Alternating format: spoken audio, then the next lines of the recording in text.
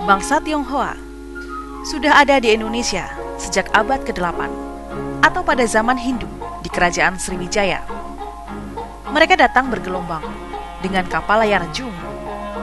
Sebagian bahkan sudah menetap di beberapa daerah dan berasimilasi dengan penduduk setempat. Demikian halnya dengan kebudayaan yang dibawa mereka. Lama-kelamaan, muncullah seni tradisi baru yang beradaptasi dengan seni budaya Tionghoa. Seni budaya Tionghoa ini pasang surut mengikuti perkembangan zaman, terutama tergantung pada penguasa negara. Berkali-kali, orang Tionghoa di Indonesia mengalami penekanan. Demikian juga dengan seni budayanya. Yang terkeras adalah penekanan Orde Baru pada era Soeharto. Hampir selama 32 tahun, tidak diperbolehkan tampil di publik Indonesia.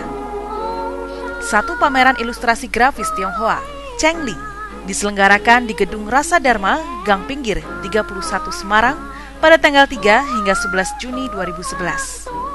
Berbagai macam ilustrasi grafis Tionghoa terbitan tahun 1930-an sampai 1942 ditampilkan dalam pameran yang diprakasai Betara Budaya Yogyakarta dan Widya Mitra Semarang.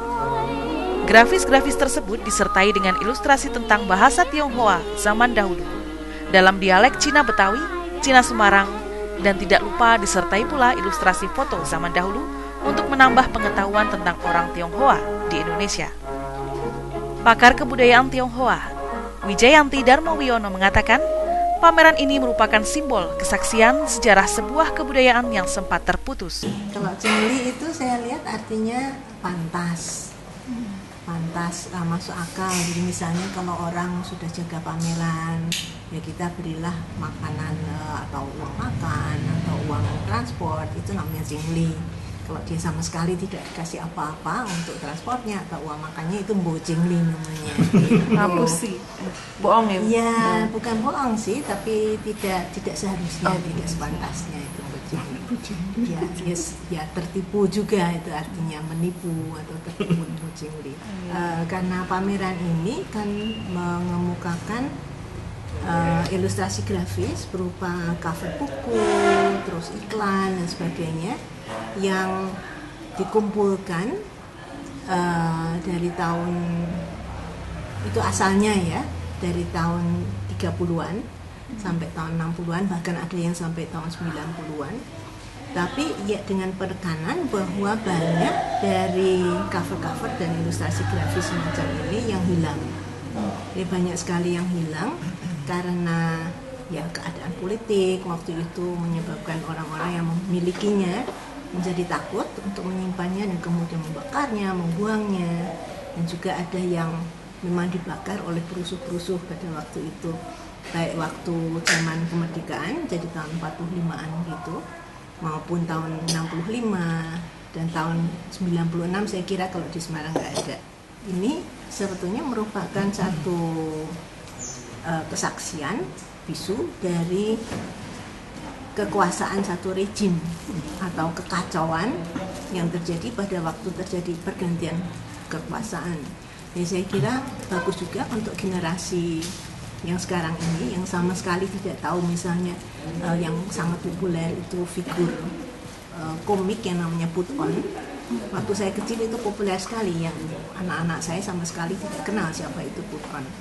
Dan silat, cerita silat itu mereka juga tidak tahu. Yang suami saya itu masih ingat, masih membaca, tapi anak-anaknya sudah sama sekali nggak tahu. Jadi satu generasi itu hilang, mereka ya putus selama satu generasi.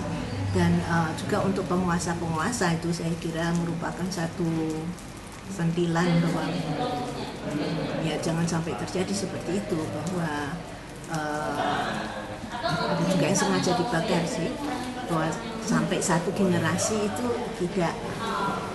tidak bisa mengingat atau tidak tahu tentang budaya bangsanya sendiri, karena itu kan termasuk budaya Indonesia juga, termasuk sebagian dari sejarahnya Indonesia, bukan hanya sejarah orang Cina atau sejarah orang Belanda, tapi sejarah Indonesia.